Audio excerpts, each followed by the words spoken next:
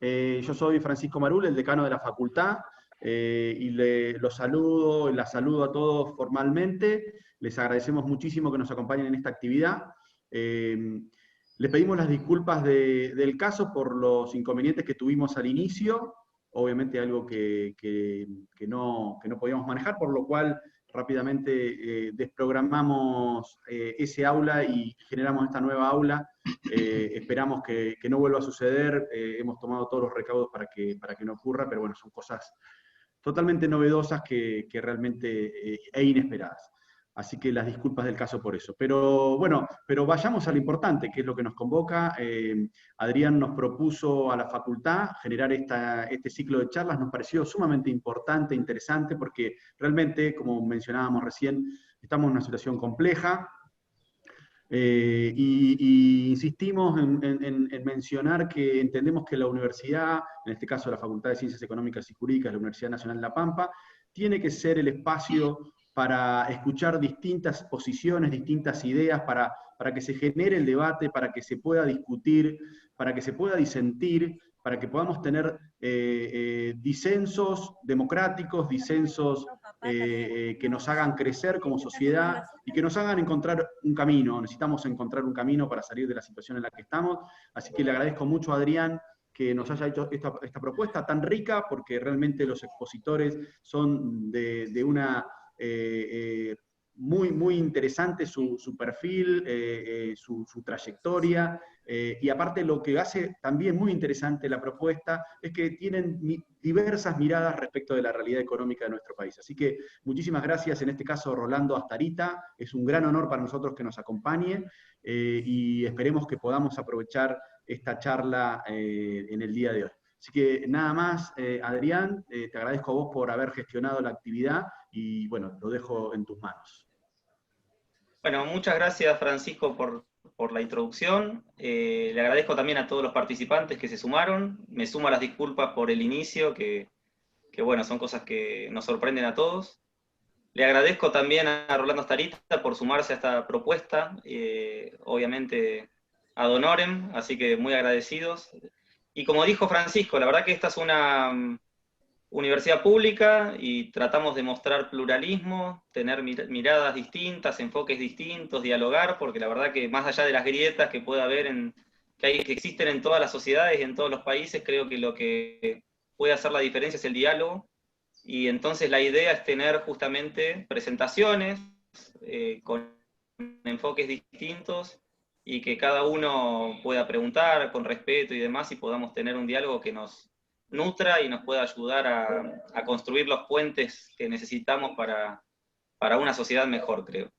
Bueno, como introducción, este ciclo de conferencias va a tener a 4 expositores. Hoy vamos a tener a Rolando Astarita, que es autor de un blog que a mí me gusta mucho seguir, que se llama Economía y Marxismo. Lo pueden buscar en internet, pero si no después les compartimos el link. En ese blog, el profesor Astarita comparte un análisis teórico y a veces aplicado de lo que está pasando en Argentina, de las propuestas políticas, no solo de Argentina, sino de muchos países latinoamericanos, hace un análisis global muchas veces de lo que pasa en otras partes del mundo, a veces se concentra en temas teóricos. La verdad que es un blog que ya ha tratado una enorme cantidad de temas que pueden ser de interés para los asistentes, así que les sugiero ingresar, porque la verdad que hay mucho y muy buen material que vale la pena conocer. Bueno, ya les mandamos en la introducción, cuando los invitamos a la conferencia, los currículum de cada docente, así que lo deben haber visto, pero vamos a seguir de acá a 2 semanas con los profesores Eduardo Conesa, Daniel Heyman y Juan Carlos de Pablo. Eventualmente les vamos a enviar los accesos para esas aulas. Pero bueno, no vamos a perder más tiempo en la introducción. Te dejo la palabra, Rolando, y bueno, muchas gracias nuevamente. Bueno, muchas gracias por las presentaciones. Y bien, yo voy a tratar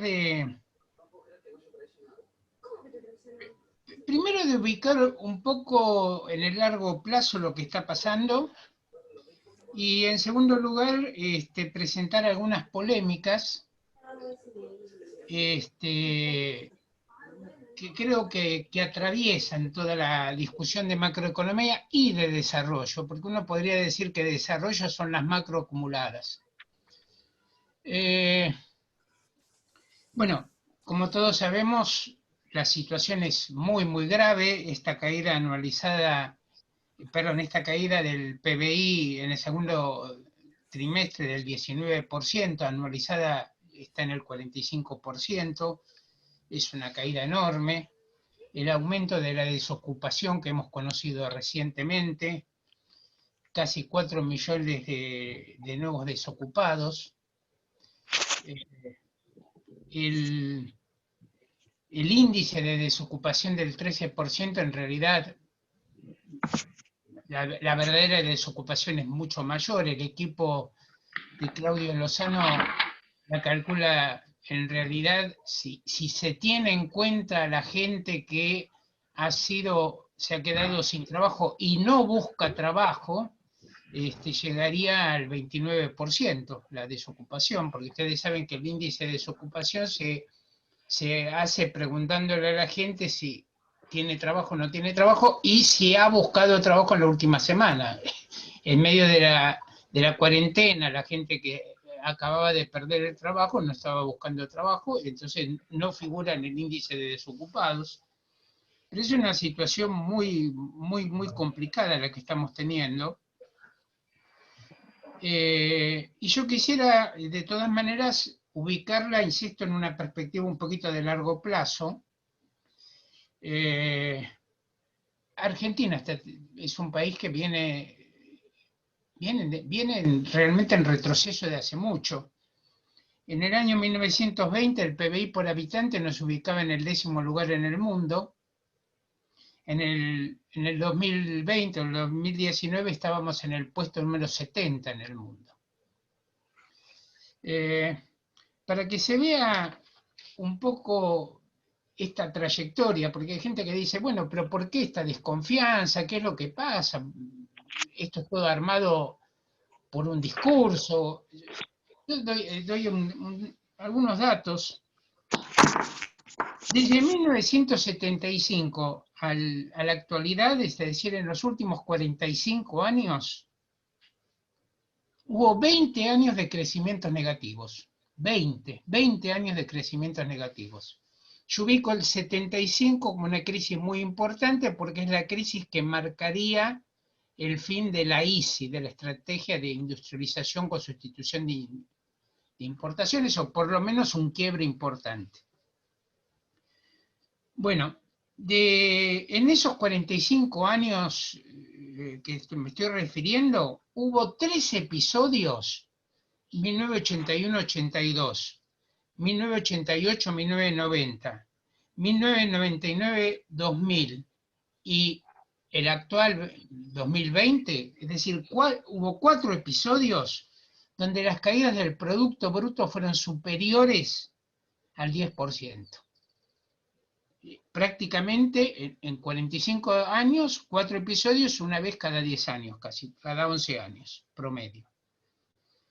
Las crisis cambiarias han sido recurrentes. Los periodos de tipo de cambio alto y tipo de cambio bajo con bruscos giros, marcados esos giros por crisis cambiarias y a veces financieras y hasta bancarias, han sido una constante. Doy algunos datos porque, insisto, sobre todo para la gente joven, para que vea un poco esta trayectoria, esta perspectiva.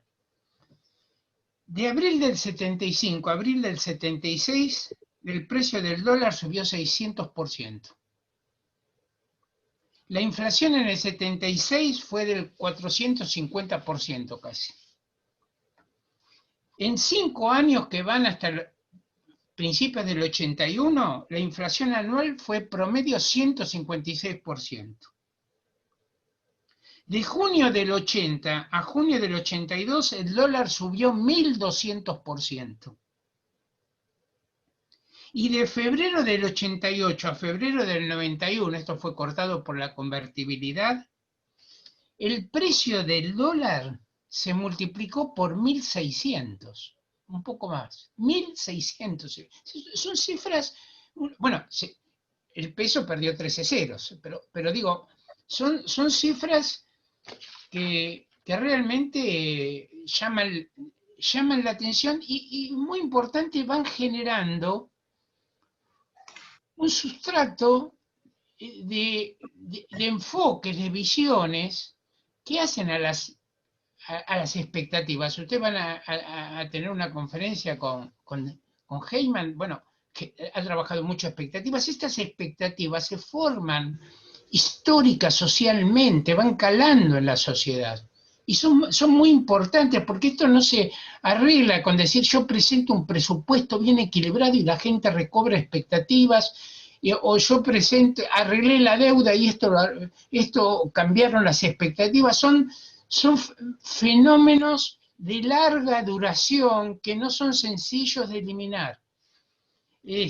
Fíjense ustedes, por ejemplo, yo esto lo he trabajado desde el punto de vista teórico, incluso en algún libro lo he publicado, dedicado a la economía política, el subdesarrollo y la dependencia, las alternancias que ha tenido Argentina entre periodos de tipo de cambio alto, donde sobre todo el sector de bienes transables tenía, digamos, una situación desahogada y de crecimiento, etcétera, pero con crecientes presiones inflacionarias que obligaban a nuevas devaluaciones y nuevas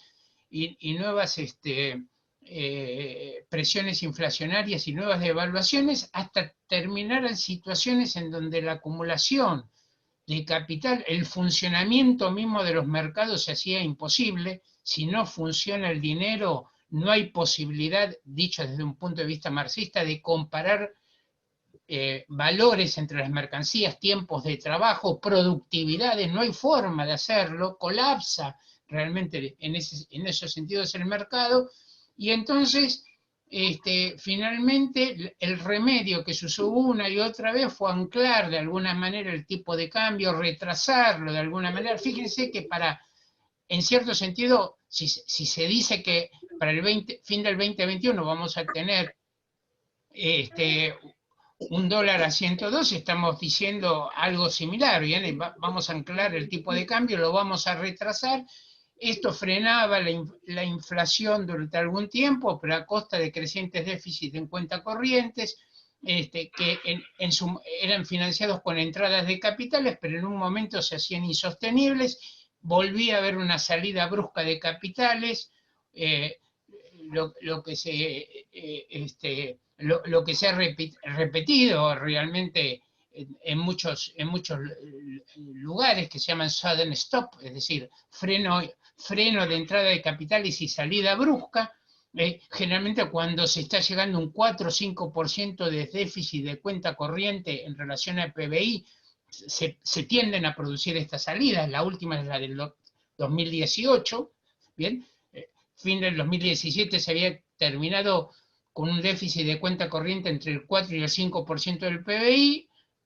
Poco tiempo después empieza la salida brusca de capitales, crisis cambiaria de nuevo, y de nuevo entonces volvemos a una crisis de devaluaciones y subas de precios, tratar de buscar competitividad por ese lado, etc. Ahora, ¿qué es lo que pasa en esta situación? Es que, y esto es un problema decisivo, que cada vez más,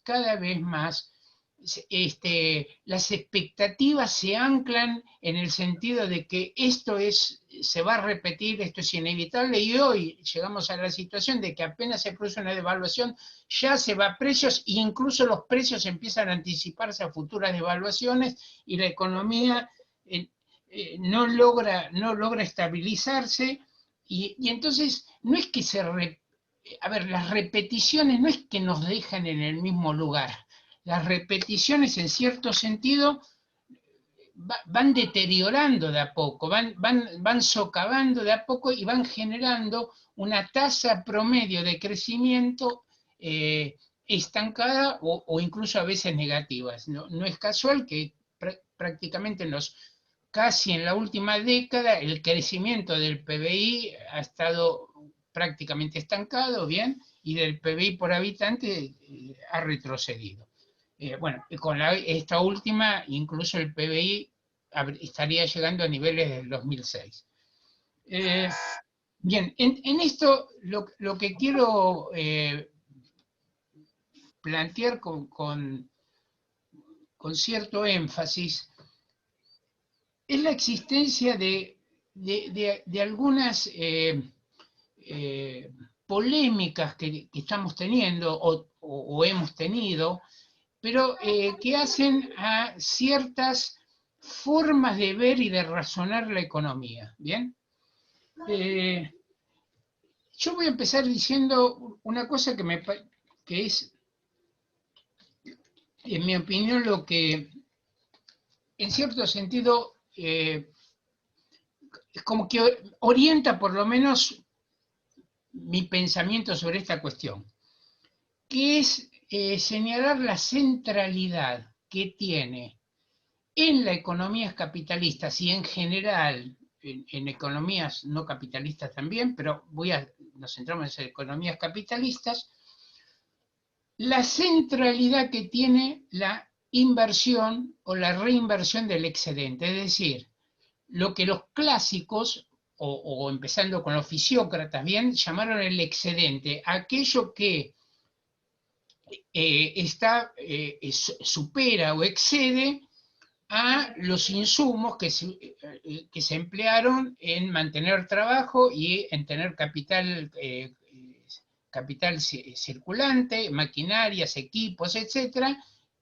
Bueno, entonces el excedente es el plus que produce una economía realmente productiva, y la clave de todo el desarrollo, como alguna vez ha señalado muy bien Lewis, la clave del desarrollo es qué se hace con ese excedente. Si ese excedente se reinvierte en trabajo productivo, si ese excedente sale del país y se pone en colocaciones financieras, si se pone en propiedad inmobiliaria, si se utiliza para mantener trabajo improductivo, esa es la clave que hace a la consistencia macroeconómica fundamental, es decir, que ordena el resto de las consistencias macroeconómicas, y es la clave también del desarrollo, que yo digo son las macroeconomías acumuladas, ¿bien? En este sentido hay dos ideas que quiero señalar. Una es reivindicar, después voy a volver un poquito sobre esto, pero es reivindicar la idea de trabajo productivo, A ver, a veces yo lo hago con un poco un poco de broma, etcétera. Alguien me puede decir, yo trabajo de barra brava, ¿bien? Y me pagan, incluso tengo una cierta entrada de beneficios que me paga tal puntero, etcétera, por ser barra brava. Bueno, trabajo, me dedico a trabajar. Bueno, pero eso en el sentido de los clásicos no es trabajo productivo, no amplía la matriz productiva, no amplía la reproducción de las fuerzas productivas que son del trabajo y de los bienes para generar, de los bienes de capital para generar bienes de uso que hagan a la riqueza material. Es decir, eso es comerse el excedente, ese tipo, ¿bien?, de trabajos improductivos, etc. Entonces, una de las claves es esta: no se puede mantener a la economía con demanda generada en trabajo improductivo. Esta es una cuestión fundamental. Fíjense que, puedo citarlo a Marx en esto, pero es también un punto clave en Adam Smith, cuando critica ese tipo de trabajos improductivos que debilitan la acumulación del capital. Esto está en La riqueza de las naciones. Bueno, y la segunda cuestión, muy ligada a esta, es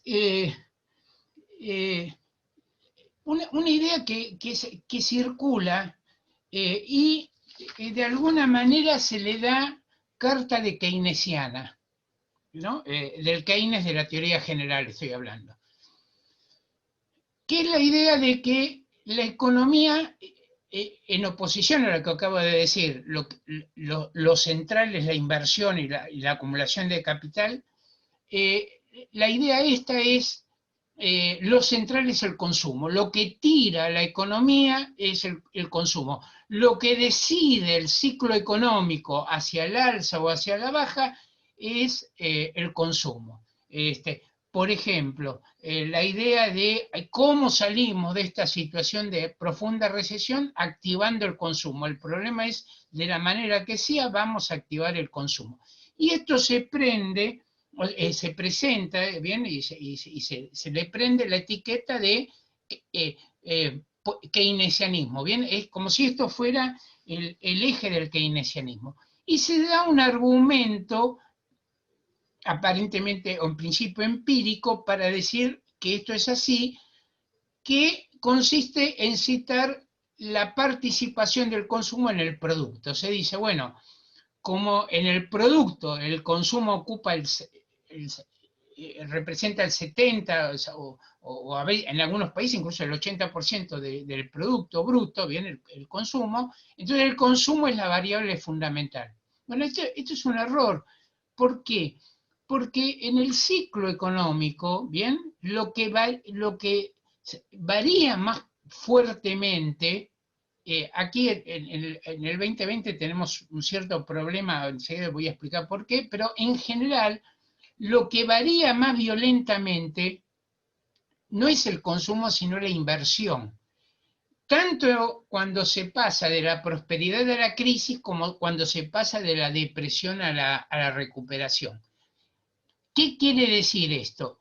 El hecho de que la inversión sea la que varía más violentamente me está diciendo que la inversión es la principal responsable del crecimiento, ¿bien? Es la que tiene la mayor participación cuando salimos al crecimiento y es la que tiene la mayor participación cuando vamos a la depresión.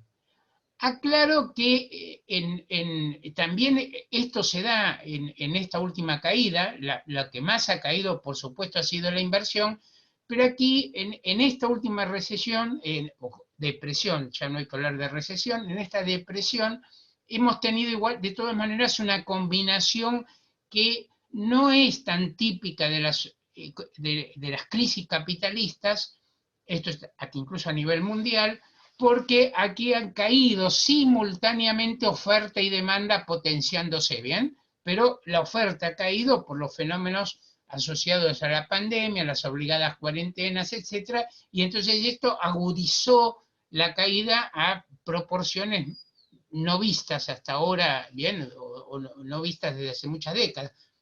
A nivel mundial, incluso las caídas, todo indica, son mayores que las de los 30, bien.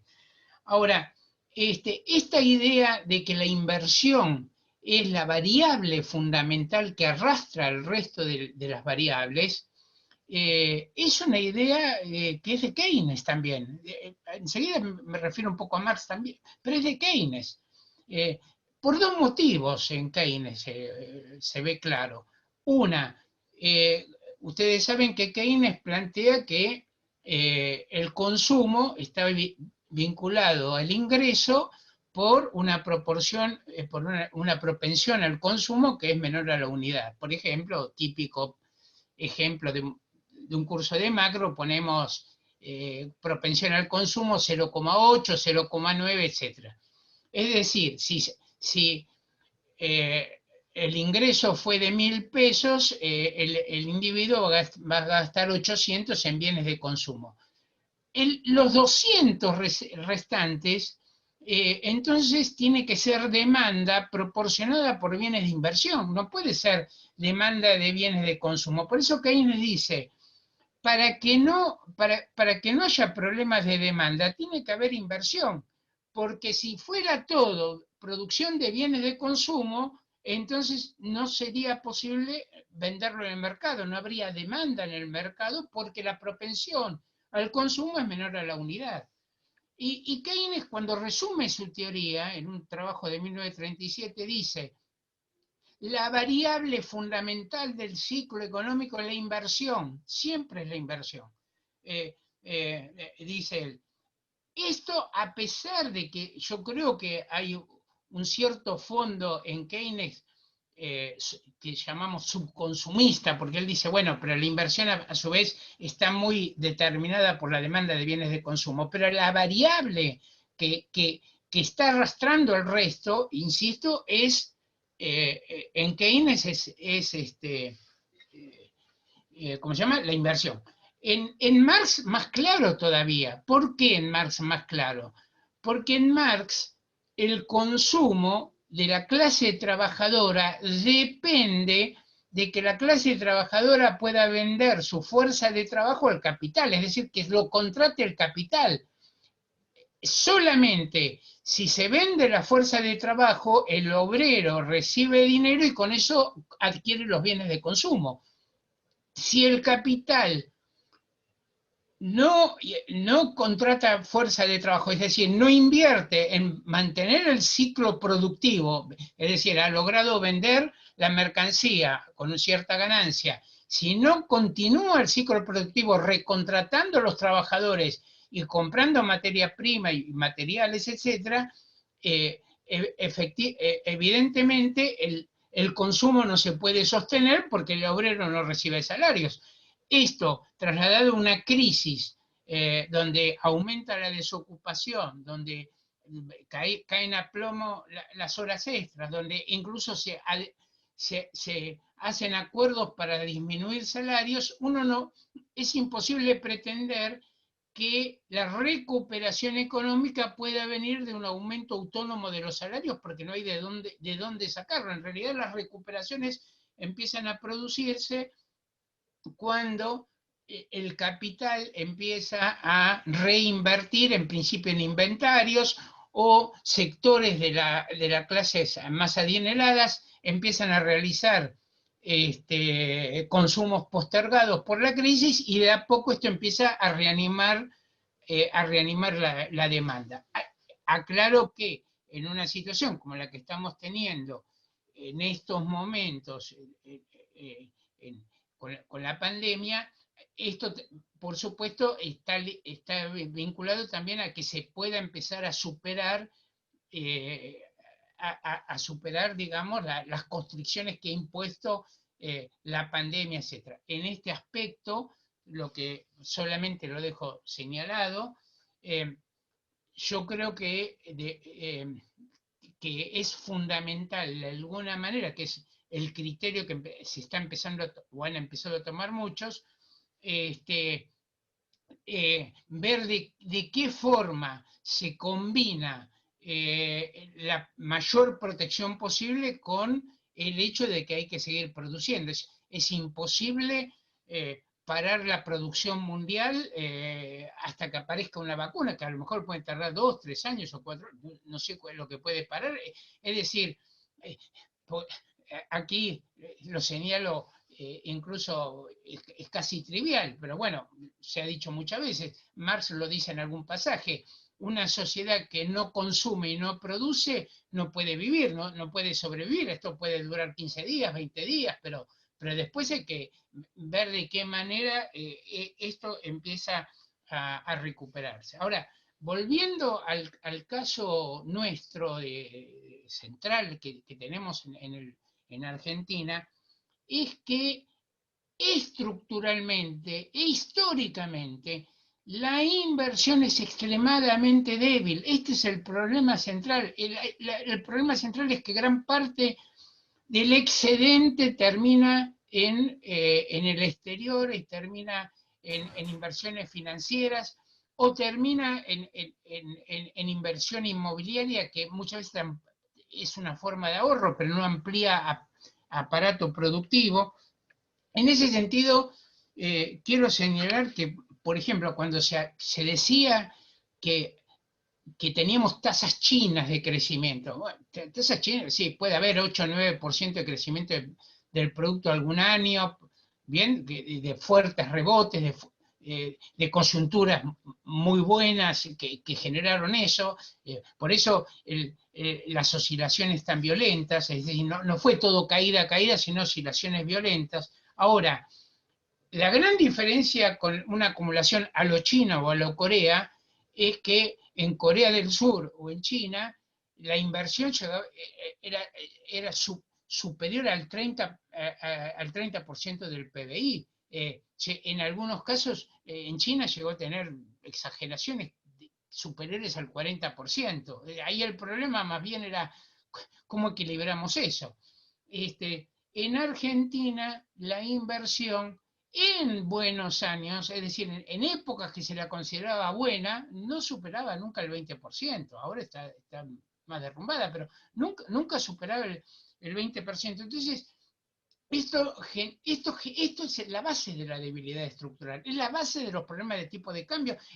Los problemas de tipo de cambio son manifestaciones de esta cuestión fundamental que hace a la solidez, insisto, diríamos de tipo estructural de la economía. Y entonces, y esto incluso nos plantea, por ejemplo, una cuestión que es interesante desde el punto de vista teórico, que es, a ver, lo digo de esta manera, ¿no? Marx, o la teoría de Marx, yo creo que es muy apta para explicar las crisis capitalistas, la tendencia del capital a las crisis de sobreproducción, que han sido una constante en la historia del capitalismo. Yo creo que la teoría de Marx es apta para esto. Bueno, al margen de las creencias de cada uno sobre esto, lo que es interesante es que las crisis en Argentina no son crisis de sobreacumulación o sobreproducción. No es que Argentina tenga una crisis por sobreinversión y sobreproducción en energía, en ferrocarriles, en infraestructura, es decir, no, es más bien al contrario. Aquí las crisis son por carencia, por debilidad, por debilidad de la acumulación. Este es un aspecto que creo que es fundamental señalar. Bueno, y en este sentido, un problema que es clave es preguntarnos o preguntarse, bueno, ¿de qué depende esta inversión? ¿Cuáles son las variables fundamentales de las que está dependiendo? Y aquí, bueno, hay diferentes enfoques. Kalecki, un economista muy importante, incluso eh, por su cuenta él había llegado a muchas de las conclusiones que después había llegado Keynes y de manera incluso más clara y más directa. Bueno, Kalecki decía, el problema de los problemas en la economía es que, por lo menos en las economías capitalistas, es qué es lo que explica la inversión. ¿Bien? Yo creo que ese es, yo ahí plantearía, es ese el problema, y el otro que planteó Schumpeter, qué es lo que explica la ganancia, ¿bien? ¿Qué es lo que explica la renta? Pero Kalecki decía, el gran problema es la inversión, ¿qué es lo que explica la inversión? Y aquí,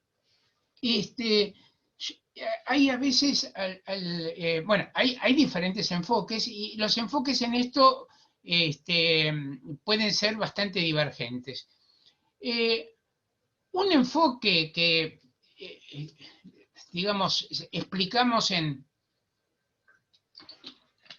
nuestros cursos de macro, cuando explicamos el ISLM, el modelo ISLM, que es casi lo tradicional para introducir algunas cuestiones de este tipo, de mercado de bienes y mercado de dinero en macro. Bueno, la idea aquí básica es la inversión depende fundamentalmente de la tasa de interés. Baja la tasa de interés, aumenta la intensidad y la demanda de los bienes de capital.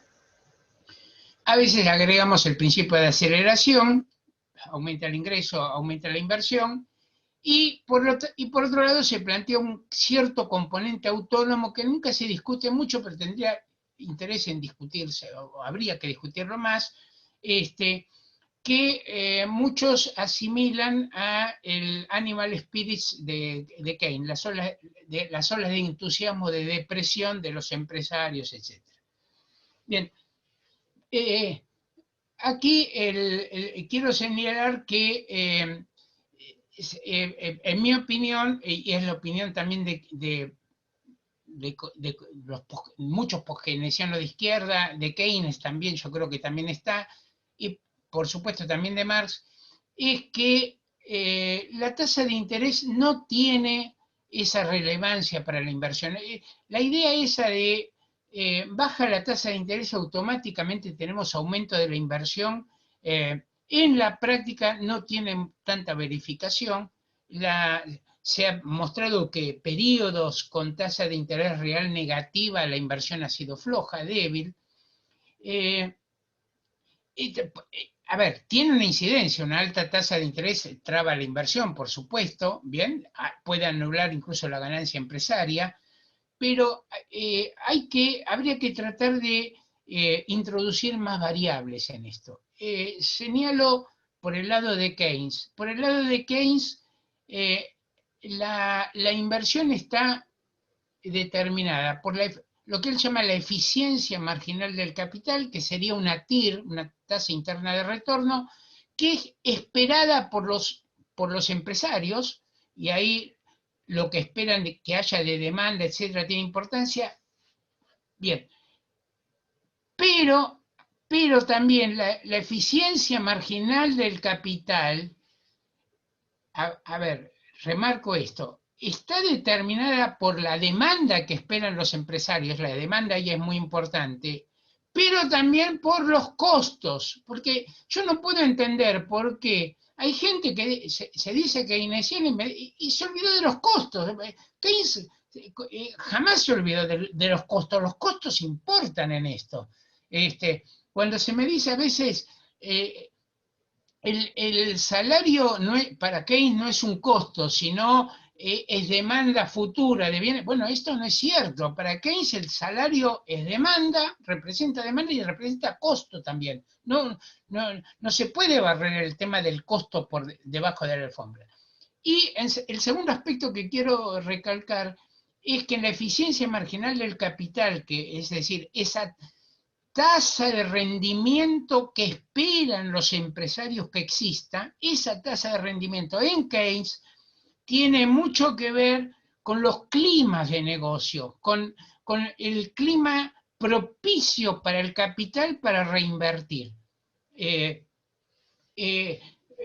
Señalo alguna cuestión sobre esto porque muchas veces se pierde este tema. Pero, por ejemplo, Keynes llega a decir, a ver, lo digo de esta manera, si yo les digo a ustedes, New Deal, 1930, ¿bien?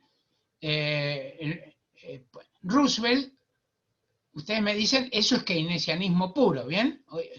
En principio, obra pública, sostener la demanda, etc. Bueno, al margen, después de que ha habido algunas exageraciones sobre obra pública, no tenemos por qué entrar ahora, pero hay una cuestión que es interesante. En la teoría general, es decir, en el libro más importante que escribe Keynes, Keynes dice en una parte, si la política de Roosevelt, del New Deal, debilitara las expectativas empresarias, tendríamos problemas. Es decir, está diciendo aquí hay un factor fundamental que es el clima de negocios para los empresarios, etc. También lo dice con relación a la posibilidad de que el laborismo inglés llegara al gobierno en Gran Bretaña. Él dice, ojo, si se podría debilitar las expectativas, etc. A pesar de que Keynes veía con simpatía una cierta mayor igualación o achicamiento de las diferencias de ingresos, pero era consciente de este problema. Por supuesto, también esta idea está en Marx. Incluso hay una escuela norteamericana que se inspira bastante en Marx, que son, ellos se llaman la escuela del marco o estructura social de la acumulación. Dicen, para que haya acumulación no es suficiente que haya rentabilidad del capital. Tiene que haber rentabilidad del capital, pero tiene que haber un horizonte temporal de ciertas de ciertos parámetros estables para la acumulación del capital y un clima social político que permita que exista esa inversión. Esta es la razón fundamental por otro lado, de por qué desde un punto de vista del marxismo no se puede sostener que de alguna manera sea conciliable esta necesidad del capital con una defensa, digamos, permanente de los intereses de la clase trabajadora. Ahí viene, por ese lado, viene la necesidad para el socialismo de presentar una alternativa distinta. Aclaro que incluso Keynes, en algún momento, en dos pasajes de la teoría general, viendo las dificultades que representaba la inversión en el sistema capitalista, él plantea algo así como en el futuro habría que socializar las inversiones, sin aclarar nunca bien de qué manera iría esa socialización de las inversiones. Ahora, todas estas cuestiones son importantes. ¿Por qué? Porque lo que estoy tratando de decir con esto es que no hay soluciones mecánicas, no hay soluciones técnicas mecánicas. A ver, por ejemplo, yo doy una clase de macro y entonces le presento a los alumnos el multiplicador. Damos una inyección de gasto y por el principio del multiplicador, bien, hay sucesivas rondas de gasto, hasta que el ingreso, el producto se ha multiplicado por 3, por 4, cosas por el estilo. Con el agregado, cuanto mayor sea la propensión al consumo, el multiplicador es cada vez más grande. Bien. Esta es la idea que presentamos. Ahora, uno presenta esto, lo hace con una derivada, una ecuación matemática, y sale, mira qué fenómeno, le pones 1000 de aumento de gasto, con una propensión de consumo de 0,80, se te va a multiplicar por 5. Es decir, parece extraordinario. Cualquier alumno diría, ¿y por qué rayos hay una crisis económica si lo hacemos de esta manera y la cosa sale? Hacemos una inyección, proponemos que todo el mundo consuma todo lo posible y la economía anda de maravillas. De nuevo, el problema es que no es mecánico. Esto tiene que ver con la idea de que la economía está formada por seres humanos que reaccionan, que tienen historia, que tienen expectativas para un lado y para el otro. Fíjense, a ver,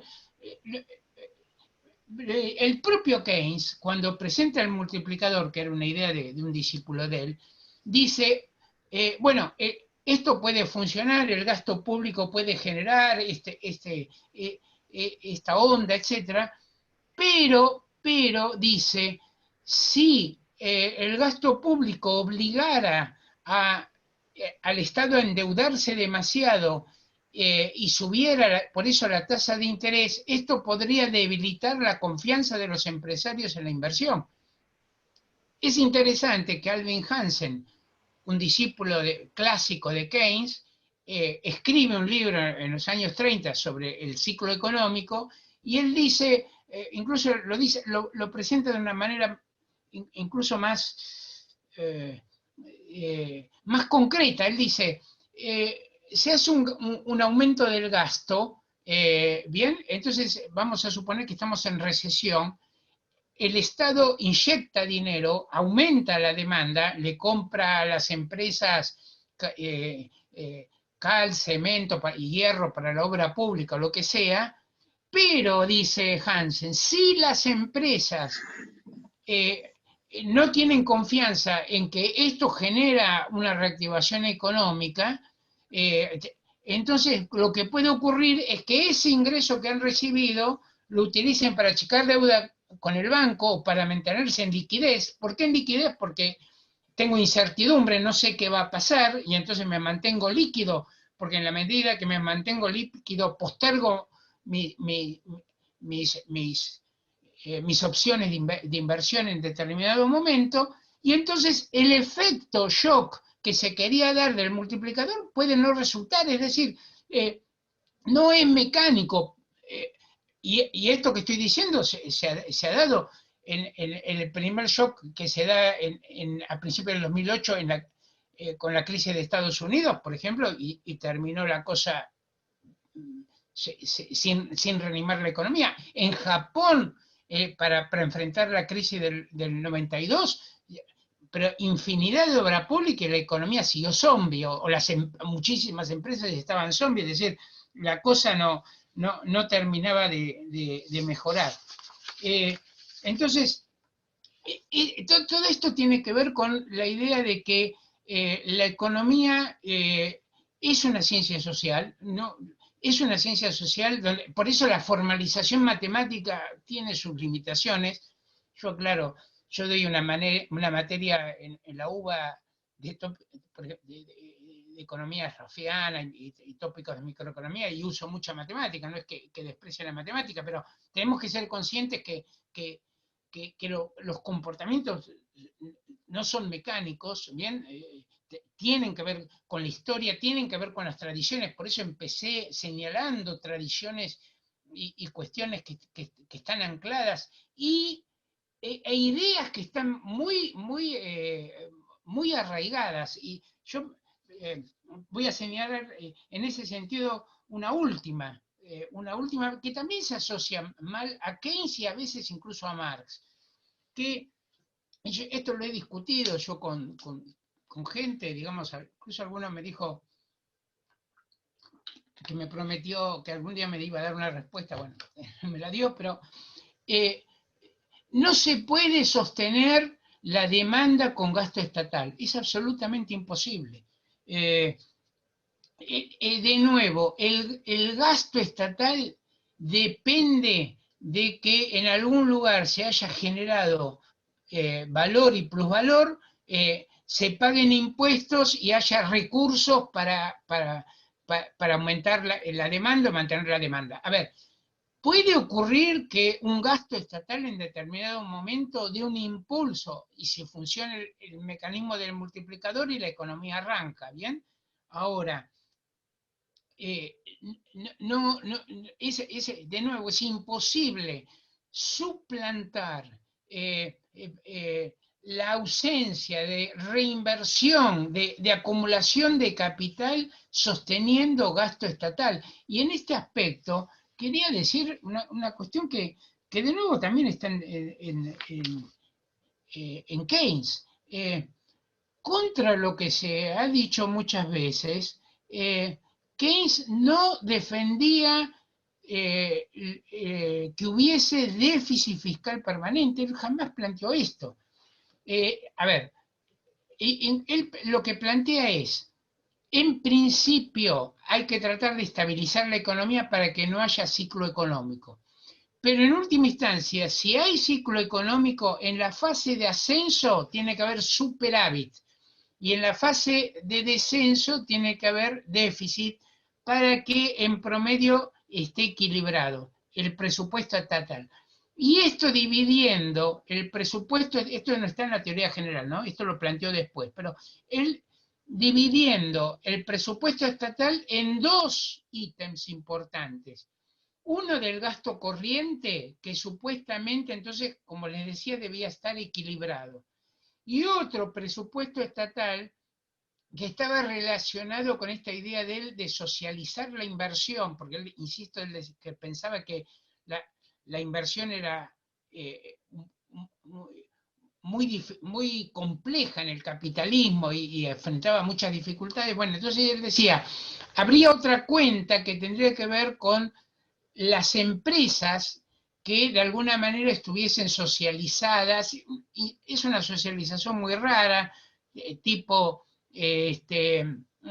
empresas semipúblicas. Yo confieso que no logro entender bien por dónde iba esa socialización de Keynes, pero ahí lo que sí es claro que él dice, las empresas, esas empresas tendrían que tener superávit. ¿Para qué tener superávit? Para fortalecer esa caja del Estado que a su vez adquiriera más empresas. Bien, y termino en este aspecto, en Marx tampoco encontramos esto. En Marx incluso plantea que gran parte del gasto estatal es improductivo. Vuelvo a la idea de diferencia entre trabajo productivo e improductivo. En ese aspecto, lo de Marx es una crítica profunda al sistema capitalista. Su crítica al capitalismo va por el lado de que es un sistema que se basa en la extracción de plusvalía, de plusvalor de los trabajadores, que genera polarización social creciente, que impone una lógica de ganancia que puede acribillar a la naturaleza. Bueno, hay una serie de cuestiones que hacen a su cuestionamiento, pero no es un cuestionamiento que va, diríamos, deslizándose en la superficie de estos problemas con especie de parches que no terminan de solucionar las cuestiones. Y en este aspecto termino diciendo lo siguiente. Muchas de las ideas que he presentado aquí las han planteado la corriente de los post-keynesianos, ¿bien? Las ideas referidas a Keynes, no a las de Marx, pero sí a las de Keynes. Y ellos lo que han planteado muchas veces es que el haber aplicado un keynesianismo bastardo, mal entendido, que termina en crisis, en situaciones que son sin salida y cosas por el estilo, terminan de alguna manera allanando el camino para que aparezcan una y otra vez programas brutales de ajustes, programas de liberalización de mercados y cosas por el estilo que terminan en enormes sufrimientos para las clases populares. Entonces, desde ese punto de vista, yo creo que vale la pena ir aclarando estas cuestiones, o por lo menos presentarlas a la discusión. Bien, yo le doy mucha importancia que esto se empiece a presentar a la discusión y se haga una discusión que empezaría por lo teórico, político, y aclarando entonces, subrayo en esto, esta no es una cuestión que sea de tipo técnico, esta es una cuestión que viene de larga data, donde,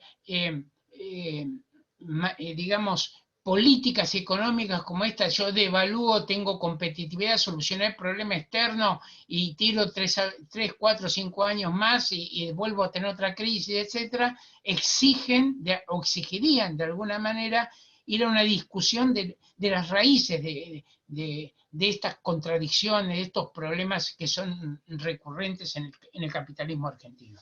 Bueno, yo paro aquí para que veamos, digamos, un debate. Bueno, muchas gracias, Rolando, por la presentación. Tenemos como media hora para preguntas. Yo me anoté varias cosas. Si quieren, pueden ir escribiendo en el chat alguna pregunta, o si quieren activar el micrófono pueden preguntar. Yo como primer comentario, te escuché muy liberal, Rolando, es una broma, ¿no? Pero, ¿por qué lo digo?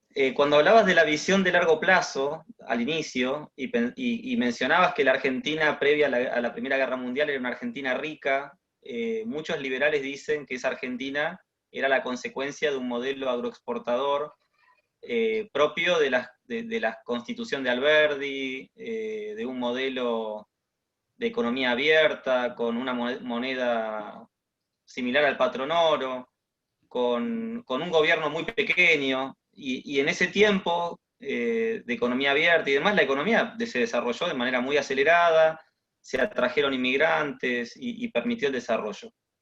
Los liberales después criticarán que a partir de los años 30 se fue abandonando todo esto, de hecho se crea el Banco Central, empiezan las políticas y los números que mencionaba sobre las crisis financieras que se sucedieron unas tras otras, y que la crisis más grande fue la de 1975 por la crisis del modelo de sustitución de importaciones, que para un liberal quizás ese modelo de sustitución de importaciones es precisamente uno de los problemas por los cuales Argentina cambia el rumbo y abandona ese lugar de privilegio que tenía previo a la Primera Guerra Mundial. Entonces la pregunta es, digamos, te pregunto por esta similitud que puede haber en tu lectura de largo plazo de lo que es la Argentina con lo que puede sostener un liberal, ¿no? De volver a esa Argentina pre-Primera Guerra Mundial. De economía abierta, de sí, patrono. Me resulta muy, muy interesante tu pregunta. Yo creo que el periodo 1880-1929 merece ser reestudiado. Recomiendo para ese periodo el libro de Andrés López, aparte. No recuerdo el nombre, pero recomiendo el libro de Andrés sobre historia económica argentina. A ver, sobre ese periodo hay dos visiones polares. Una sería la visión nacional y popular, donde dice fue todo decadencia, el régimen oligárquico empobreció al país, bueno, una cosa por el estilo. Y la otra que es, como vos bien decís, la interpretación liberal que dice Argentina era primer mundo. Bueno, habría una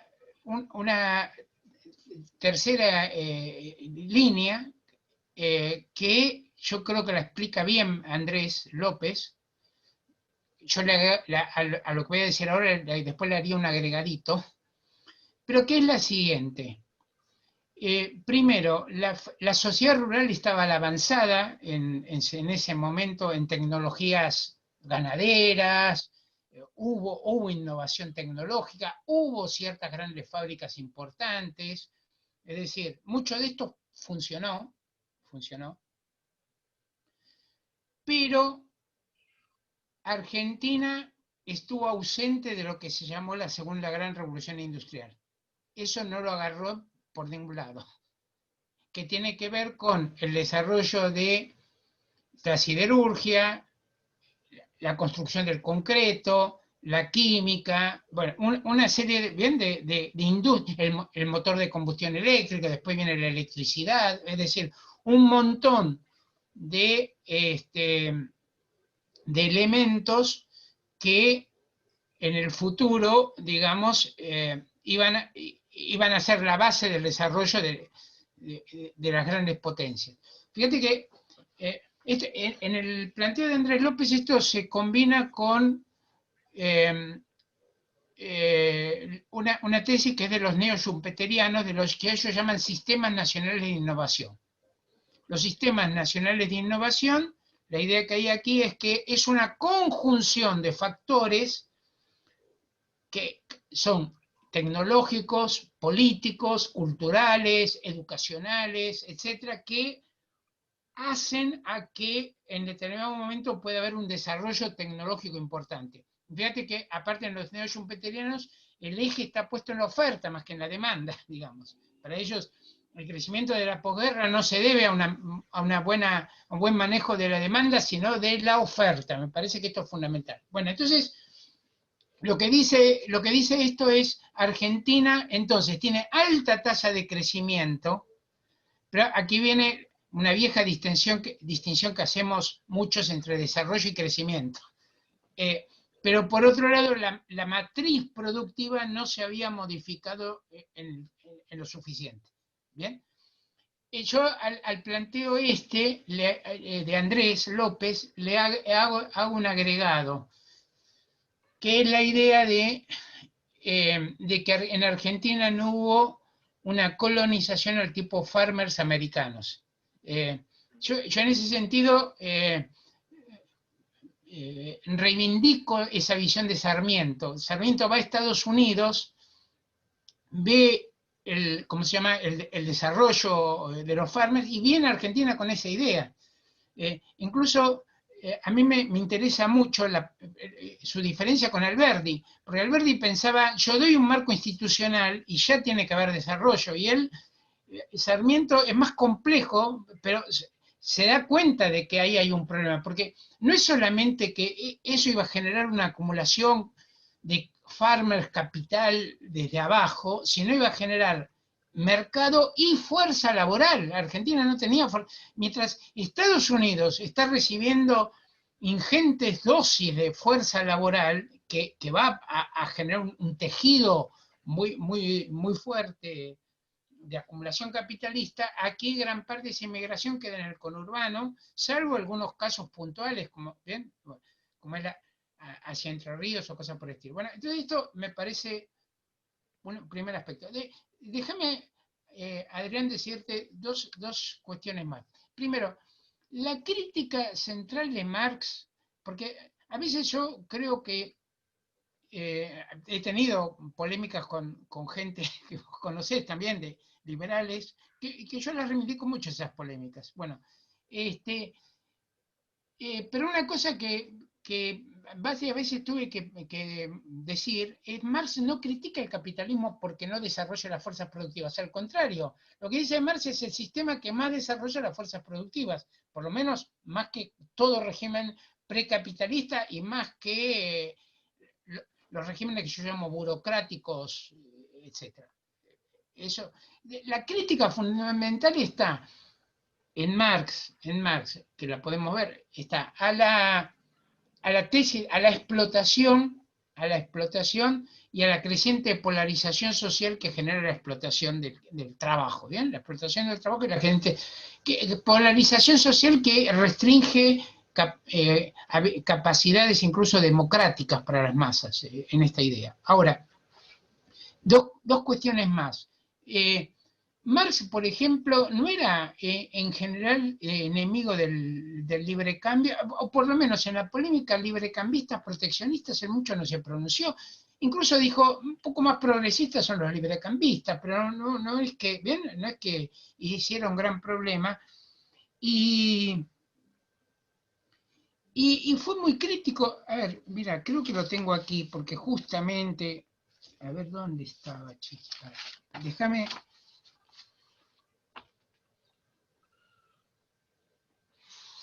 A ver, yo te voy a leer un pasaje, ¿no? Para escapar de este endeudamiento, deuda pública está hablando, ¿bien? Es preciso que el Estado limite sus gastos, es decir, simplifique, reduzca el organismo gubernamental, gobierne lo menos posible, que emplee el menor personal posible, que se ponga lo menos posible en relación con la sociedad burguesa. ¿Quién te parece que puedo haber escrito? ¿Quién te parece que puedo haber? Eso es Marx, criticando el Estado burgués. Muy bien. Estamos en contra, a ver, bueno, yo tengo una concepción del marxismo humanista, bueno, una serie de cosas, pero aparte de eso, en la idea de Marx es el rechazo a las burocracias estatales. Claro. Ahora, yo no sé cómo se puede hacer una sociedad de productores democrática, no sé.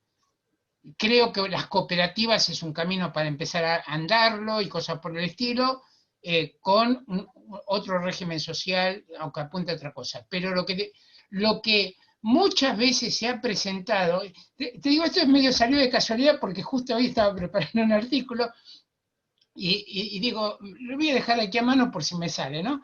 Pero me parece interesante porque muchas veces hay una confusión en esto. Aclaro otra, por ejemplo, Marx criticaba el lumpen.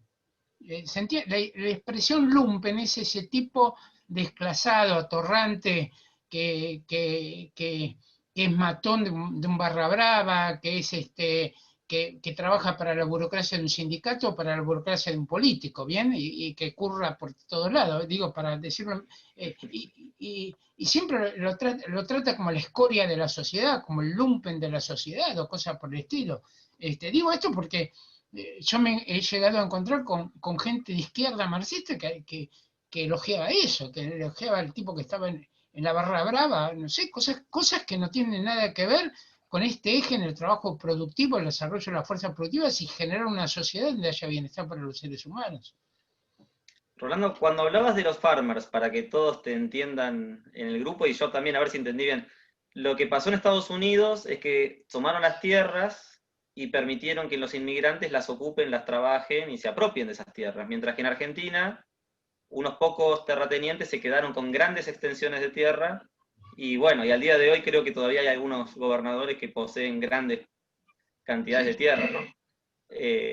Sí, es un punto también, desde el liberalismo también se plantea esta situación argentina, que es un problema, que, bueno, desde el inicio de nuestra historia, pocas personas se quedaron con grandes cantidades de tierra, y eso evitó un desarrollo que hubiera sido mucho más descentralizado, mucho más equitativo quizás. Dos cosas, incluso primero cuestiona el tema de la propiedad privada de la tierra.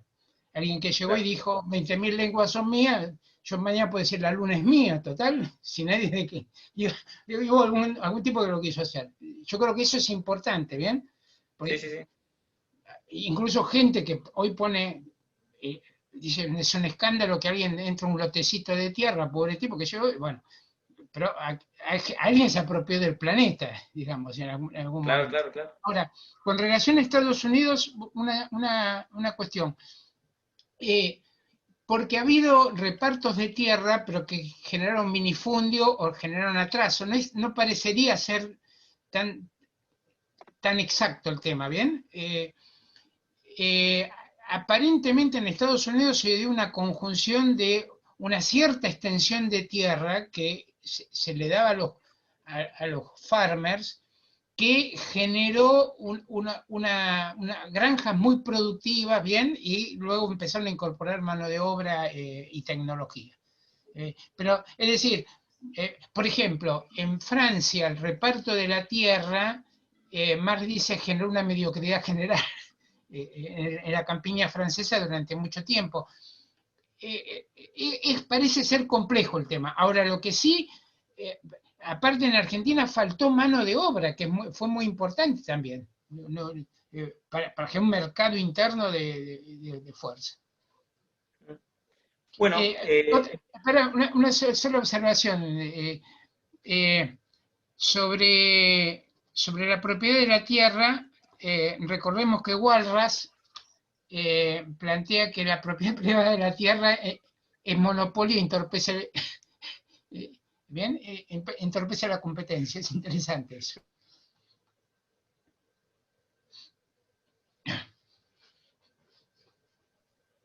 yo acá me escribí, habías hablado del trabajo productivo y mencionaste el caso del puntero. ¿Vos dirías que el trabajador del Estado no es productivo? Bueno, ahí entramos en una discusión que es importante. Primero, Marx toma, Adam Smith da dos definiciones de trabajo productivo, las mezcla. Una es, él dice, es productivo todo aquel trabajo que genera un bien material, que se pueda transportar. Y la otra dice, es productivo todo trabajo que incremente el capital.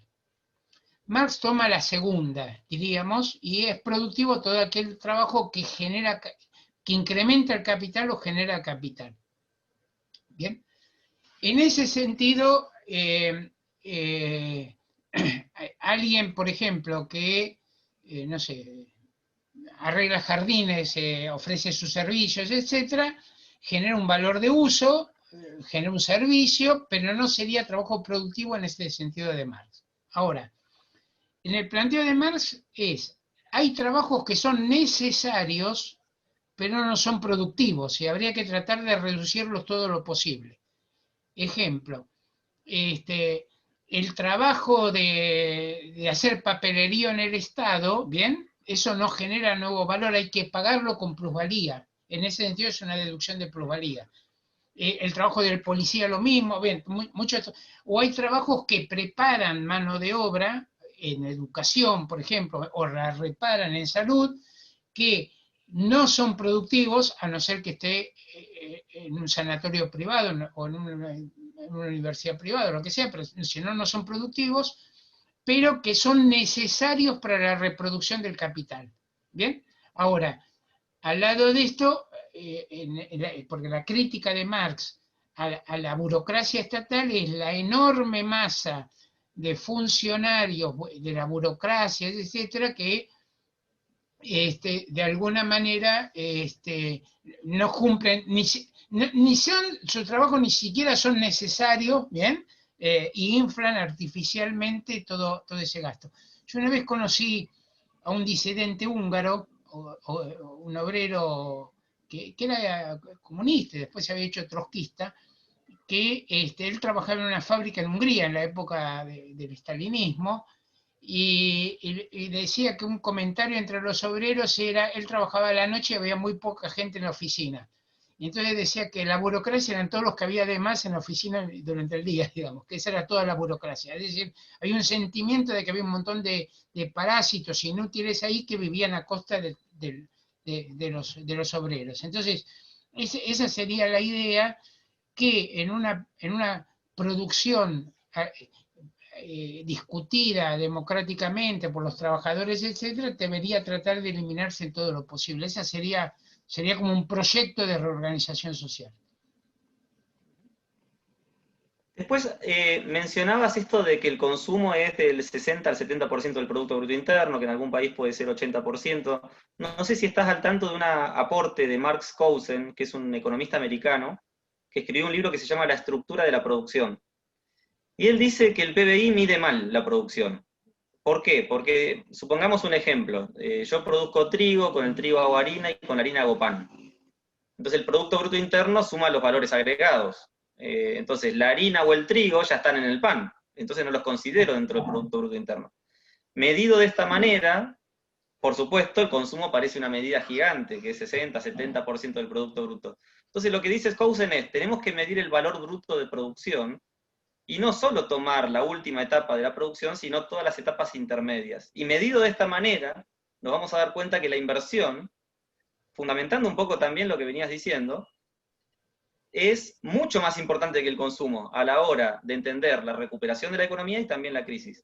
Pero él dice, en esa medida de valor bruto de producción, que él en inglés le llama gross output, que ahora además, tanto Estados Unidos, incluso en la Argentina se volvió a medir este dato que no lo teníamos en las cuentas nacionales, nos muestra que la inversión es el 60 o el 70% de ese gross output. Entonces, finalmente se da vuelta toda la ecuación de Keynes, y la verdad que desde las cuentas nacionales nos está dando un aporte central para quienes creemos que sí, que la inversión es mucho más importante que el consumo en la ecuación que en definitiva va a determinar cuánto puede crecer la economía.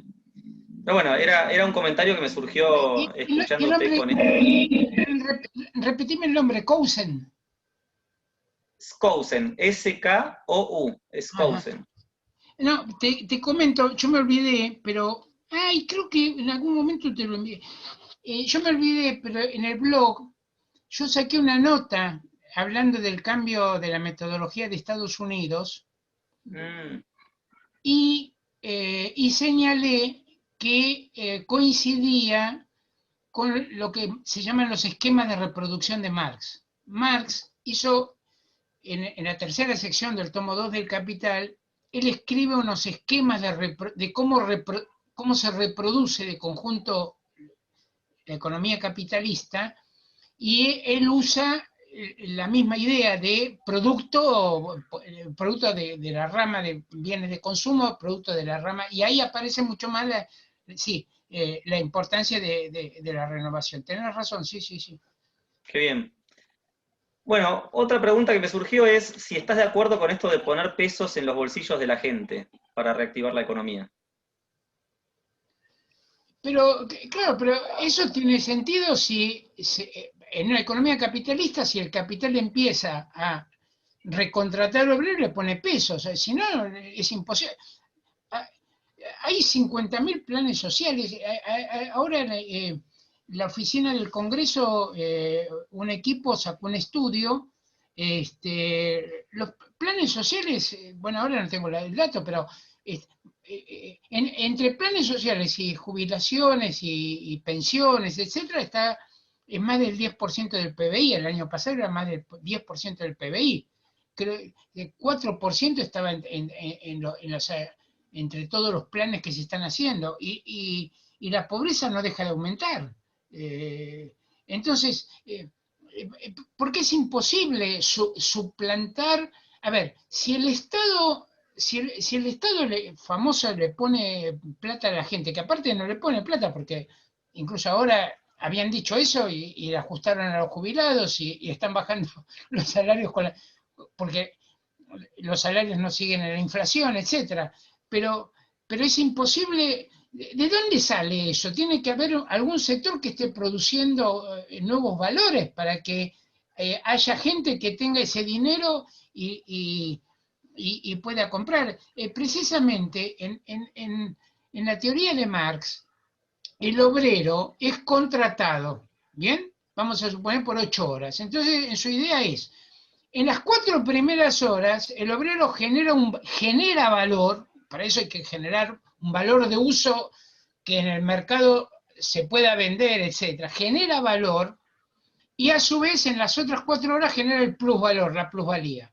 O sea, el salario que recibe es parte del valor que el mismo obrero generó y a su vez entrega una parte de trabajo gratis al capitalismo. Entonces, siempre la centralidad del trabajo.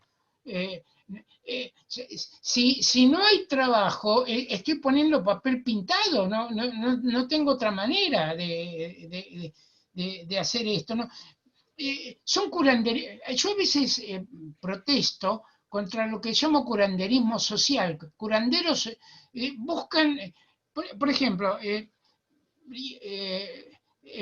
mi blog he mantenido una larga crítica a una corriente nueva que ha aparecido en los últimos años, que se llama teoría monetaria moderna. Se llaman así, teoría monetaria moderna. Ray es uno de los... y que aquí ha tenido eco, digamos, hay gente que la ha tomado. Esta teoría monetaria moderna, a ver, se basan en Knapp, que Knapp fue el que planteó que el dinero es pura creación del Estado. El Estado creó el dinero y el Estado es el que lo maneja a voluntad. Bueno, que Keynes se basó en Knapp, pero Keynes no llegó a decir después, porque con esta idea, la idea de esta gente es, ni siquiera te preocupes de recaudar impuestos. El Estado tiene que imprimir todo lo necesario, todo lo que haga falta, y de esa manera genera demanda y con eso reactiva la economía.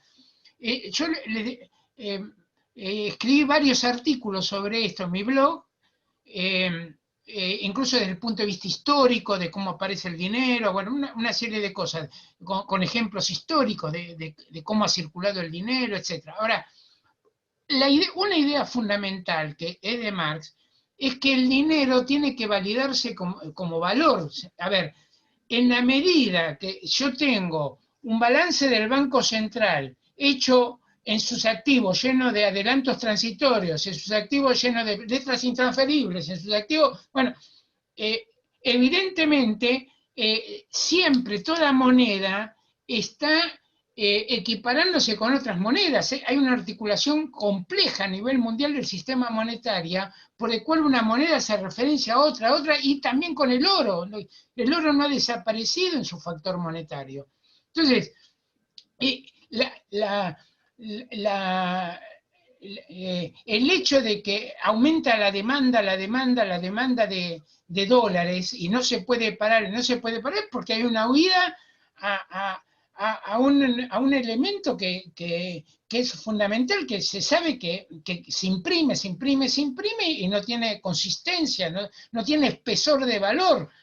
Yo les he puesto a los teóricos este ejemplo de Argentina, porque incluso algunos de ellos admiraban, y yo les decía, pero la validación del dinero en cuanto a representante de valor no se puede establecer por decreto en un país. ¿Qué es lo que le pasa cuando vos decís, confíen en que el papel que te estoy dando tiene valor? La cosa no funciona así. Por eso, fíjense, termino con esto, pero por ejemplo, Marx, en un texto que se llaman los Grundrisse, que son borradores que quedaron de 1858-59, él, por ejemplo, empieza discutiendo el fenómeno monetario y plantea que en Inglaterra un motivo por el cual se desvalorizaba la libra era por cuando había huida de oro. Es decir, se perdía confianza y se recurría al oro y empezaba a salir el oro del Banco de Inglaterra y se tenía que decretar la inconvertibilidad porque no había otra. Se les escapaba por todos lados. Ahora, ¿qué dice Marx? Falta de confianza. Falta de confianza en el gobierno inglés desata la corrida, que era típica en cada crisis del siglo XIX. Vos ves la corrida, suba de la tasa de interés, muchas veces inconvertibilidad y cosas por el estilo. Incluso, y había que suspender la ley bancaria del 44 porque desarmaba un lío bárbaro. Ahora, insisto en esto. A ver, una cosa que quisiera remarcar. No es una ciencia exacta, no es una ciencia dura la economía. Tienen que ver las reacciones dentro de estructuras sociales que limitan, pero tienen mucho que ver las reacciones humanas, los aprendizajes. Lo planteo de esta manera. ¿Por qué es tan difícil predecir? A ver, ya cuando tenés 4 variables como hay, fundamentales como hay en el clima, ya es muy difícil predecir porque ya se hacen muy complejas las ecuaciones. Ahora, aquí tenés un agregado, que es que los seres humanos reaccionan a las crisis cambiando los escenarios de las crisis de manera que los parámetros que hasta hace poco servían para pensar la crisis dejan de servir. Por eso incluso a veces yo veo un economista ha pronosticado que el año que viene la inflación va a ser del 33,8%. Bueno, yo no sé de dónde sacan esas cosas, es imposible. Eso no, claro, ¿de dónde sale eso? Hay que acostumbrarse a pensar con la incertidumbre. Es decir, que hay cosas que no las sabemos porque, insisto, depende de relaciones humanas complejas y donde los procesos de aprendizaje anteriores reactúan. Es como si yo, ahora que sé que mañana va a llover, mi reacción ante el hecho de que mañana va a llover va a modificar la variable tiempo que dice que mañana va a llover. Esa es la reacción compleja que tenemos aquí. Bueno, en línea con esto, ¿ves un escenario hiperinflacionario para Argentina? ¿Qué riesgo tenemos de hiperinflación? No lo sé, pero cada vez está peor. Cada vez está peor. Depende de qué se quiera hacer. Porque, por ejemplo, por el presupuesto daría la impresión de que quieren retrasar de nuevo el tipo de cambio para lograr un ancla. Daría, que no sabés, pero es decir que cuando termine el dólar lo van a tener anclado, qué sé yo, bueno, daría impresión una cosa así, pero nada garantiza que una inflación del 29% me parece, bueno, todo el mercado está diciendo 48% o 50%. Ahora, para que se dé hiperinflación, tienen que desatarse ciertos mecanismos del tipo, para mí, ¿no? Que son del tipo estos, como se llaman tradicionalmente, suben los precios, se devalúa terriblemente, empuje de precio de nuevo, estas espirales. Yo creo que hay bastante conciencia, me da la impresión, hay bastante conciencia que hoy, por la historia esta que hemos tenido, por el hecho que en 3 años en este país el precio del dólar se multiplicó 1.600 veces, por esta historia hay bastante conciencia, me da la impresión de que si vos devaluás hoy y llevas el dólar a 200, mañana tenés una suba brutal de precios, sobre todo apenas se te reanima la economía, porque hoy tenés muchas actividades medias paradas, medias paralizadas, pero se te escapa por todos lados.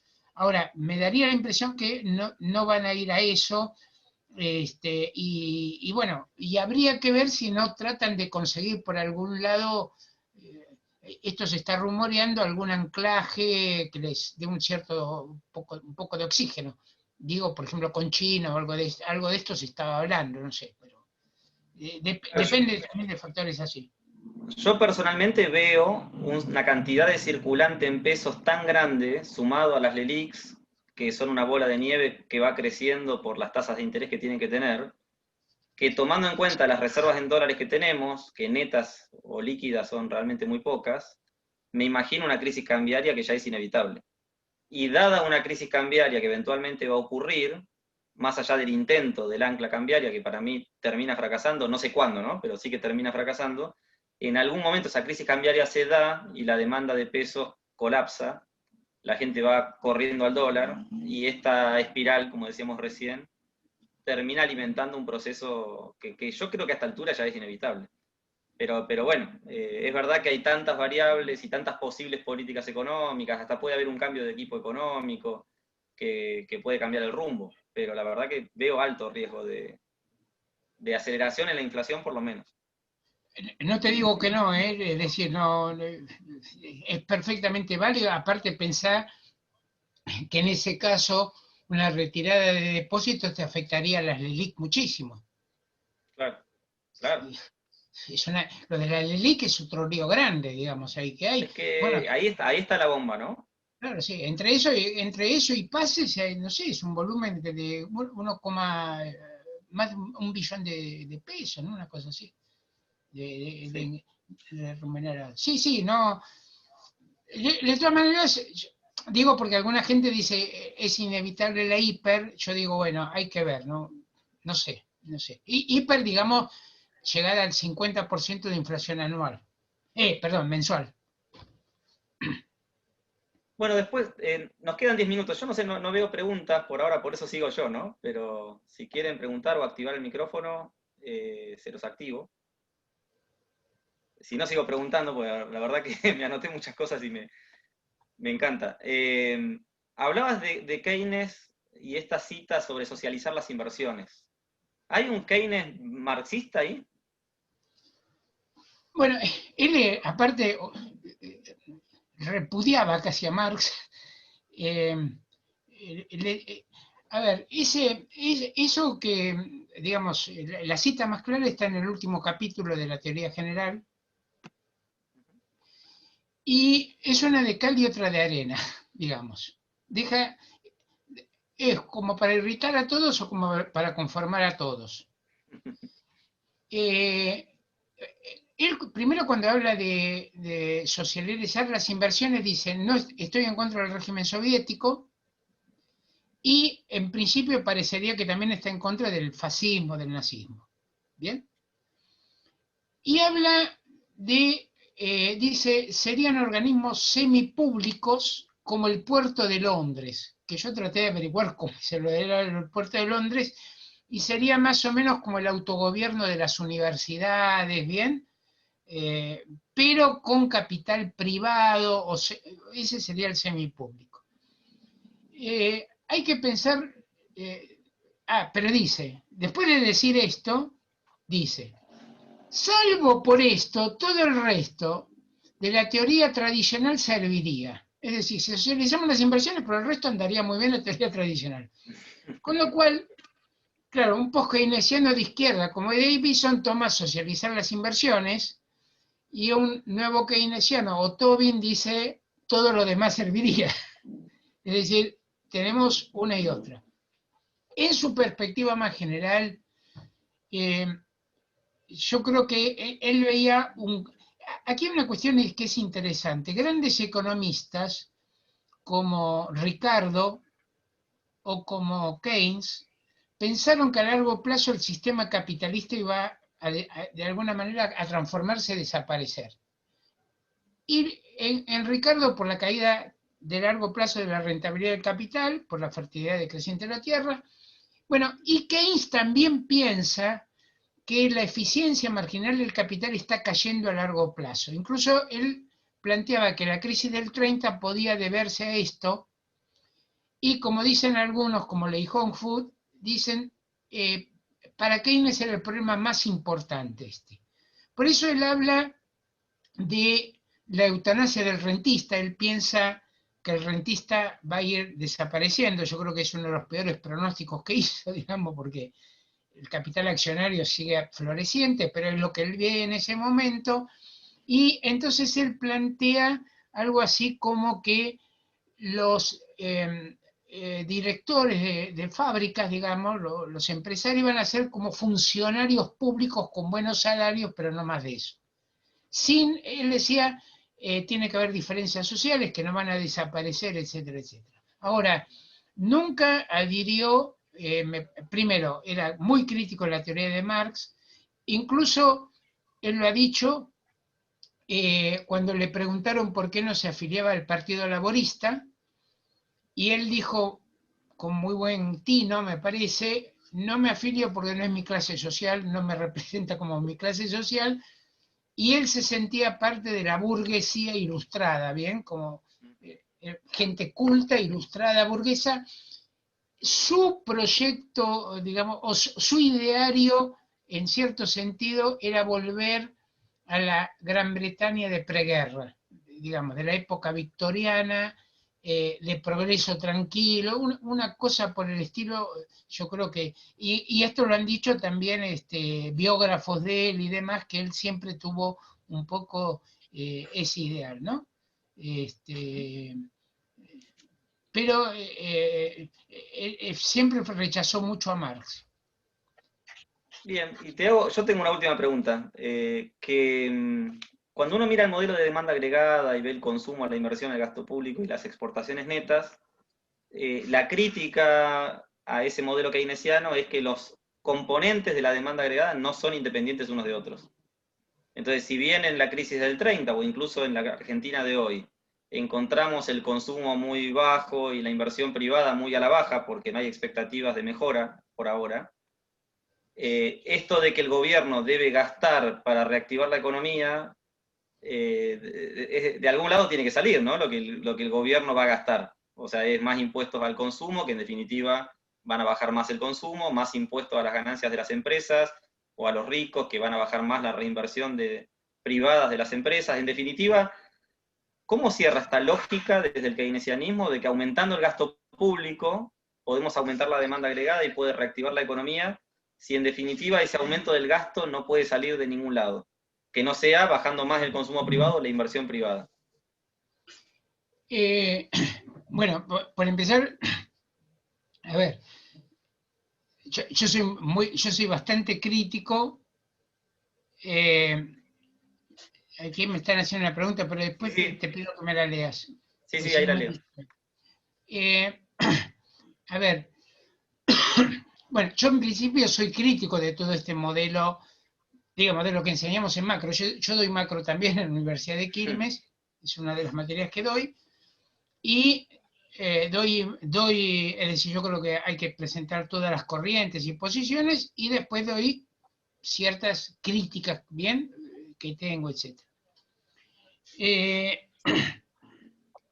Y creo que en ese sentido se plantean ciertas identidades, etcétera, que son complicadas, digamos, de defender, etcétera. Ahora, poniéndome en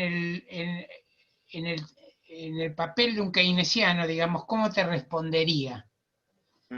Yo te respondería en principio, con la idea de creación endógena de dinero por el sistema bancario. Es decir, el banco te abre un crédito, le abre un crédito a un empresario, cosas por el estilo, para, por ejemplo, responder a una inyección. El Estado metió una inyección de demanda, el Estado amplía la producción para responder a eso, contrata trabajadores, pide un préstamo, etcétera, empieza a producir, empieza a generar valor, y desde ese punto de vista, una vez que puso en marcha la máquina, el empresario devuelve el préstamo al banco y el Estado puede retirarse o cosas por el estilo porque se puso en marcha el motor. Sería el mecanismo del multiplicador ayudado con una inyección de crédito. En realidad, la idea de dinero endógeno de los post-keynesianos se desarrolla para cerrar el esquema de Keynes. Lo planteo por lo siguiente, porque en realidad Keynes, a ver, muy brevemente, en la teoría general, yo te lo explico en mi libro sobre Keynes, yo escribí un libro sobre Keynes y los keynesianos. Bueno, ¿lo tenés? Bueno, ahora lo iba a mencionar así. Claro, ahí lo que planteo es que la idea de dinero endógeno de los keynesianos tiene que ver con eso. ¿Por qué? Porque Keynes en la teoría general plantea los 3 motivos de demanda de dinero que damos siempre. Demanda de dinero por motivo de transacciones, precaución y especulativa. Bueno, cuando él publica la teoría general, poco tiempo después, le escribe un sueco, Olin, el Heyscher Olin, el modelo, bueno, y le dice, Keynes, vos tendrías que, si vos le das tanta importancia a la inversión, tendrías que haber planteado una nueva demanda de dinero por motivo de financiar las inversiones. Y Keynes le responde diciendo, sí, tenés razón, es muy importante, habría sido muy importante poner una teoría general y es un motivo de demanda importante. Es interesante que de Keynes, que se rescató todo, ese motivo de demanda de dinero por financiamiento nunca se planteó en el modelo ISLM, porque en realidad, si se plantea el modelo ISLM, las curvas pasan a ser interdependientes y tenemos problemas. Ahora, en el esquema de Keynes, la idea que básica es, hay una inyección de inversión, se crea ingreso, esto genera ahorro y el ahorro financia la inversión. Pero hay un acento en que hay que producir, no que yo hago llover dinero de algún lado y eso es poner dinero en el bolsillo de la gente, ¿no? Bueno, a ver, Fabricio dice, ¿qué opinión tiene de la interpretación de ciertos economistas neorricardianos como Rafa o Garignani acerca de Marx y el intento que hacen de unirlo con el concepto de demanda efectiva de Keynes? Bueno, a ver, es una pregunta compleja, digamos, porque los rafianos han tenido evoluciones. A ver, primera cuestión, Rafa, en principio, él no criticó a Marx, por lo menos cuando él publica la teoría, producción de mercancías por medio de mercancías en el 60, él no es crítico en ese momento de Marx, había tenido un periodo más crítico, bien, pero en ese momento no es crítico de Marx, y él incluso, la idea de Rafa es, yo quiero reivindicar la importancia de la economía clásica y la importancia de la noción de excedente, bien, y presentar una forma de determinación de precios, bien, de outputs y precios, que se sale de la oferta y la demanda. Esto lo hace Rafa después de haber criticado la curva de oferta y demanda de Marshall en los artículos famosos de los años 20. Bien. Los rafianos de los años 60, 70, yo creo que hasta los 80 posiblemente, en general tendían a plantear que lo de Rafa era un complemento a la teoría de Marx. Eso, por ejemplo, se ve en varios de ellos,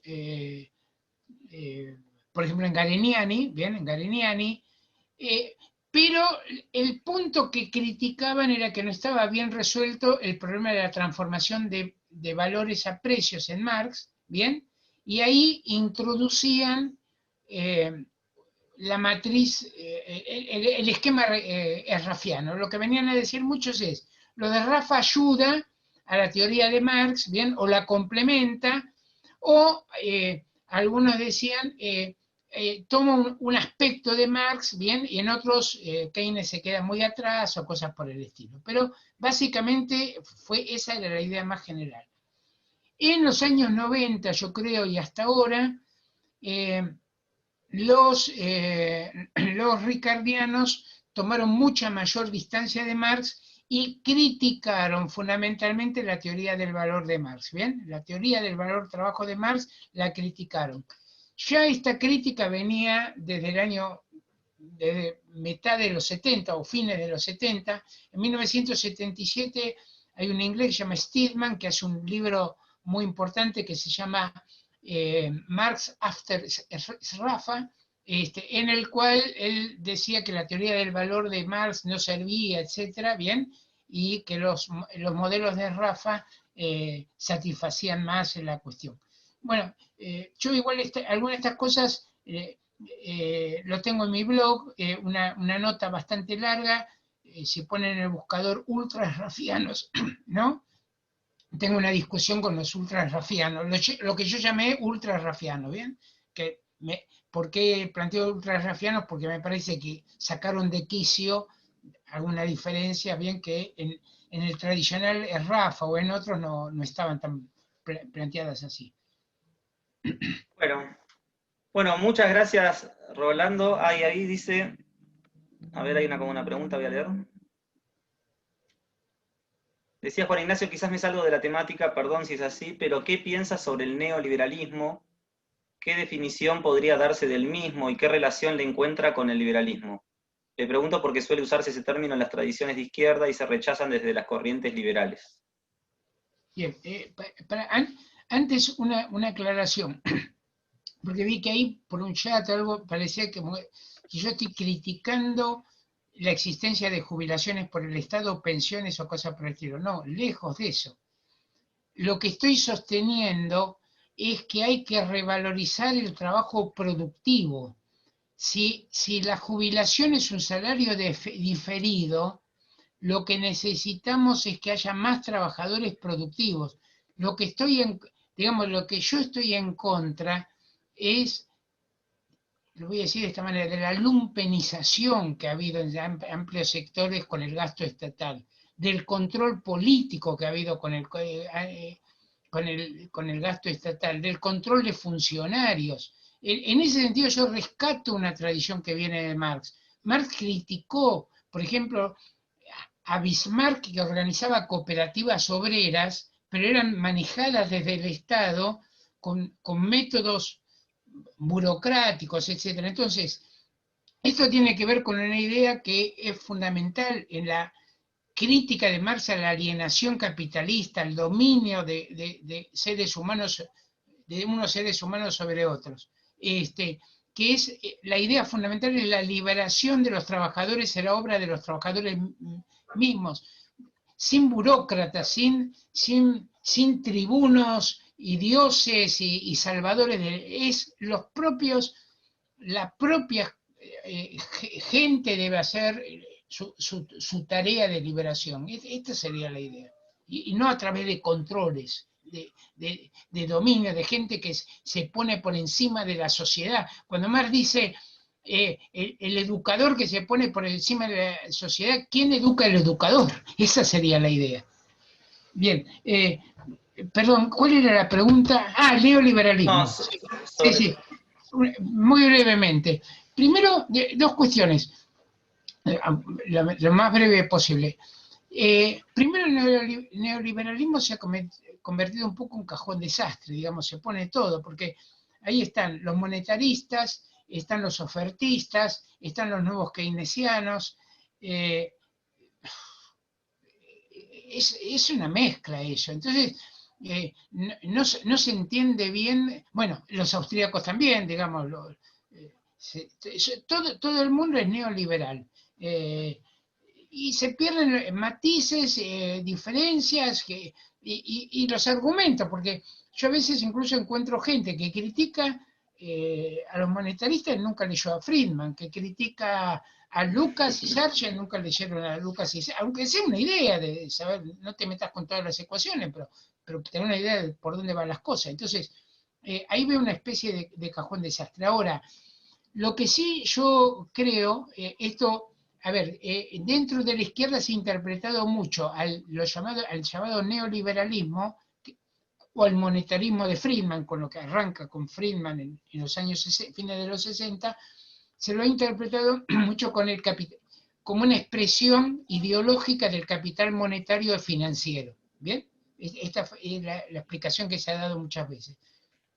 Yo no coincido con esto. Yo creo que muchas de las cuestiones planteadas por estos sectores, como debilitar a los, Friedman lo planteó, debilitar a los sindicatos, debilitar las protecciones sociales, etcétera, debilitar el salario mínimo, la idea de una tasa natural de desempleo que venía de Keynes, pero que él la incorpora. Bueno, todas estas cuestiones, yo creo que responden en los años 70 a una necesidad del conjunto del capital, no de un sector, de un conjunto del capital que tenía que ver con restablecer la tasa de rentabilidad, reorganizar el capital a nivel global.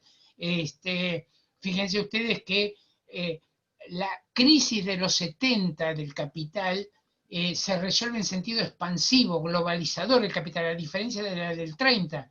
En la del 30 hay una caída real del mercado mundial, incluso se hacen áreas monetarias autónomas, se agarran, bueno, termina la guerra mundial, por algo terminó la guerra mundial. La crisis de los 70 exigía esa apertura y liberalización de los mercados por parte del capital de todos los colores, no solamente del capital monetario, sino del capital industrial, comercial, agrario, etc. Agrario tardando mucho más en entrar, pero exigió eso y exigía un debilitamiento de los sindicatos, y yo creo que sobre todo lo de Friedman, Lucas, etcétera, expresó esa necesidad del capital de conjunto. Bueno, una última pregunta y cerramos. Además te vamos a dejar afónico, si no. Noelia pregunta, ¿qué tres recomendaciones de política económica le darías al próximo gobierno o a este gobierno? Yo no daría mucha recomendación. Yo pondría una sola cosa a discusión. Una sola cosa a discusión. Porque, a ver, vos planteas una cosa y te reordena todos los ejes. ¿Bien? Incluso, a ver, yo puedo plantear esto y dejar después todo el resto abierto. Pero hay un eje ordenador. Para mí el eje ordenador es: el problema en Argentina es que no se reinvierte el excedente en trabajo productivo. ¿Estamos de acuerdo con eso? ¿Se discute ese tema? Si se discute ese tema, se reordenan un montón de cosas. Es decir, no hay soluciones mágicas, no se arregla imprimiendo plata, no se arregla. Después podés decir, bueno, en algún momento yo recurro a esto, pero tengo un eje ordenador que me cambia toda la perspectiva. Y eso yo creo que no está claro. Entonces, a ver, lo planteo de esta manera: esto no se arregla diciendo, mirá, hacemos brigadas de trabajo popular que vamos a pintar las escuelas. Esto es mucho más profundo que eso. Bueno, les agradezco a todos por acompañarnos. Les recomiendo este libro de Rolando Starita, Keynes, post-keynesianos y keynesianos neoclásicos, que él lo mencionó en un momento, Apuntes de Economía Política, es un libro verde. También, si buscan en Google Rolando Starita, el blog, van a encontrarlo fácilmente. Ahí van a tener posteos sobre los temas que quieran. Basta que pongan la palabra en el buscador del tema que están buscando y van a encontrar mucho material. Y suscribirse está bueno, porque yo realmente recibo casi diariamente los posteos o semanalmente. Cuando van surgiendo, me van llegando a mi correo electrónico y se pueden leer desde ahí también, así que ustedes pueden ingresar al mail, pueden ingresar cuando quieran, pero está bueno ir recibiendo los aportes porque son temas también muy del día a día. Así que bueno, te agradezco, Rolando, la participación en este ciclo de conferencias, la verdad que estuvo muy bueno. No solo la presentación inicial, sino que tuviste que responder varias preguntas y está muy bueno. Así que te agradezco el acompañarnos. Yo les agradezco, yo les agradezco a ustedes. Aparte fue un gusto y nunca había tenido contacto con La Pampa, aparte. Así que bueno, fue buenísimo. Un gusto. Fue un bueno, gusto. Igual seguiremos hablando. Bárbaro, bárbaro. Muchas gracias. Adiós, gente. Hasta luego.